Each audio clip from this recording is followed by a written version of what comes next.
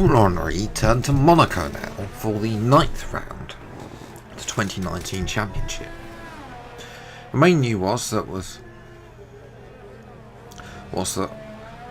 McLaren and Renault were both hoping to get a big points score at a race that appeals to their cars.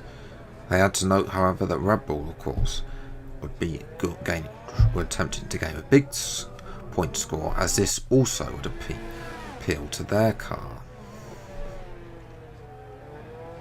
All three teams would be attempting to get a big score, especially for Renault, who want to extend their lead at the top of the championship to Ferrari, especially the fact that Vettel has been letting the Ferrari side the garage down. Meanwhile, McLaren, Carlos Sainz was hoping he'd be able to score points, with McLaren showing some good pace, although his teammate Antonio Felix da Costa seems to be struggling with the setup McLaren and could be another person set to be recalled by BMW, just like his formerly replaced Joel Eriksson. And at Porsche Dragon, Porsche brought in some big upgrades to support Dragon. However, this was not enough. Dragon announced they'll be withdrawing from the series at the end of the season to focus on their IndyCar prospects with Penske. Subsequently, Porsche said they would be looking for another team to supply in 2020. Let's have a look at the grid then for today's Monaco Grand Prix.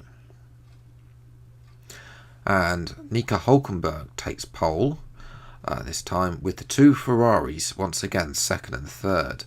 Max Verstappen gets the better of Pierre Gasly for once. He starts fourth ahead of Gasly in fifth, and Daniel Ricciardo is sixth.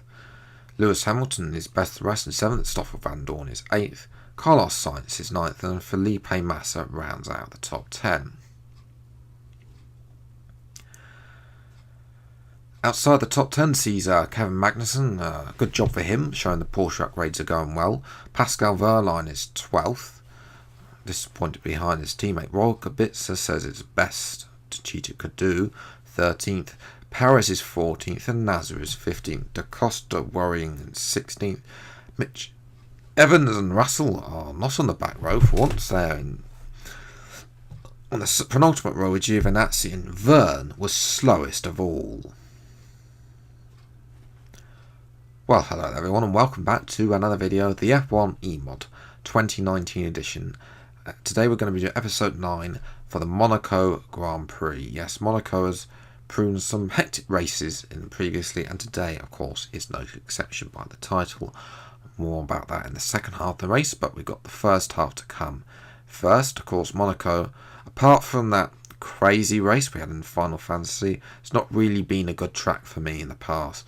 I really haven't got on with it. They're not really that fast, as you can see. I've been out-qualified by Verstappen for this race. And of course, we're also at the sunset. It's actually quite nice here. Although I'm keen to see how this will look with the better lighting from 2019. Okay, don't try anything silly into one. It's going to be crazy in there. Just do your best to stay out of trouble. Well, we'll have to wait and see. Race strategy, of course, is a one-stop. Only, of course, this series is only a 25% race, so simple one-stop. Now, I couldn't make my own mind up about the fuel. We don't want to go too heavy, especially around Monaco. Not a lot of rich mix around here. Especially in the wet, you don't really need that much fuel. So you get ready for 5 red lights. They get out, they go. And it's actually been an okay start, not gonna lie. We'll go down the inside of Verstappen, try and get the jump on Sebastian Vettel going up the hill. We do that, and I wasn't expecting to be so slow into turn 1, which is why I had to really take avoiding action, as Hülkenberg leads, and Ricciardo now, I believe, is getting the action on Verstappen, his former teammates at Red Bull, and keep going to continue this. But it looks like that Ricciardo has to sit behind everybody else is going to have to follow through. So Yellow flags for the slow speed into the hairpin. As we're coming up the hill now, we've got Sebastian Vettel. Vroilus looking very feisty. Tries to go around the outside Casino, but we close them off. We're coming at the end of lap 5 for our one and only pit stop. Although the tyres weren't really going off, we'll try and get an undercut on the cars ahead and see how we can press through. Yes, his first part of the race isn't that great. 2.4 second stop on, and we're going to come out in the last place. His first part isn't really that great, to be honest. But then we have Kevin Magnussen. Unfortunately, the Dane has retired. He shouldn't have been that close to the racing line, to be honest, if he's going to retire. But he pulls off at turn 1. We're going to have DRS regardless of the fact there's no car ahead. Vettel is once again behind us, and we're going to have to see where Ricciardo is. There's Ricciardo, and oh my goodness grief, Vettel got very close with Ricciardo, and Ricciardo's going to come out in front of us. We're going to have to do what we could, but I'm afraid that Ricciardo moving to lap 9 now. Ricciardo just sailed off into the sunset. Vettel once again tries again. Clearly Ferrari is faster than this Red Bull. So yes, it's Hulkenberg, Leclerc, Ricciardo, ourselves, and then Vettel, with I believe Hamilton is ahead of Verstappen as well, in 6th place. So we hit the curbing now. That's going to lose us a little bit of time. It's going to give Vettel the chance to have a little look into the bit before swim pool. I forget what it's called. Oh dear, there was a bit something's up in there, and Vettel's round. I'm pretty sure we didn't make contact with him. Let's have a replay with the German. Okay, he's going to pull to the inside. I'm not going to give him any room. He just hits the inside, and then there's just pile up. And I believe Felipe Massa, unfortunately, has suffered. Hamilton, I think, has got a penalty, as does Carlos Sainz. So that, of course, brought out the safety car. It should have really been a red flag, but of course there are no red flags in this game. So the safety car it is, and the safety car will lead us round. Ricardo getting very close there. Something's happened though to Verstappen, and as I was going slowly through that hairpin, because of Ricardo's braking, Verstappen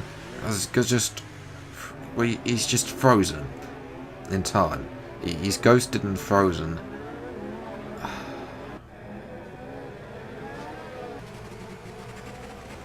Anyway, moving to lap 13 now. So we're down to 18 runners.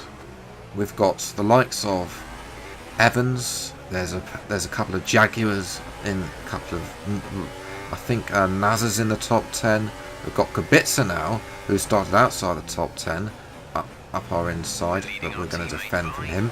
We've got a couple of Neos in the top 10. So all the main rivals in the championship have all been sent down, apart from, of course, the top 3, who are, of course, very close in the championship, with Leclerc and Kubica there. It looks like Kubica may have broken a bit of front wing there.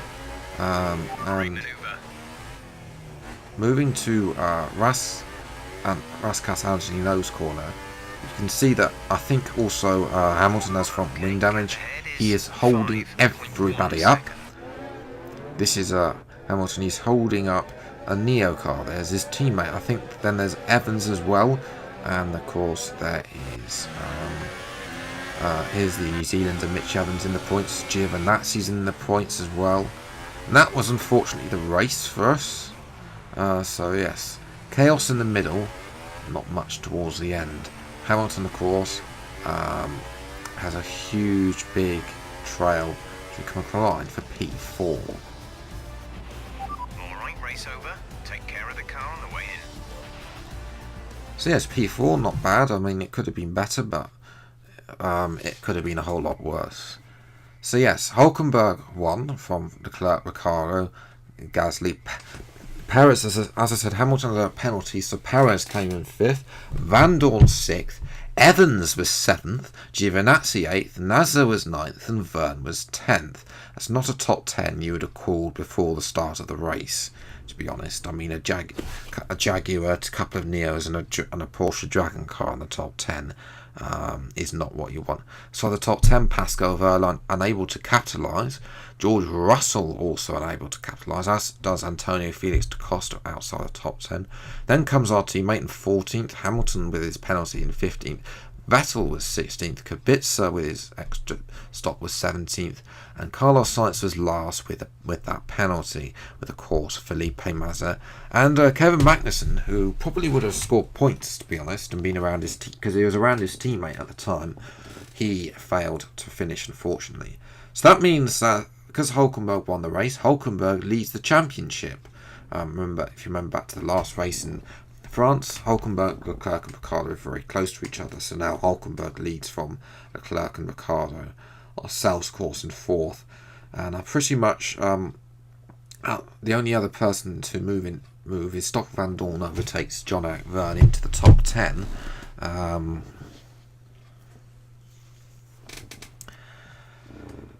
So yes, moving to the constructors. Actually, despite the fact now every team, all 10 teams have scored points, there were no changes in positioning. Everybody is still too far apart from each other. So yes, that's a little bit unfortunate with the constructors, but the Drivers' Championship looks like it's going to be very tasty down to the end in of course the doubleheader in the United States. So yes, I'm going to leave it there. Let me know what you thought in the comments below.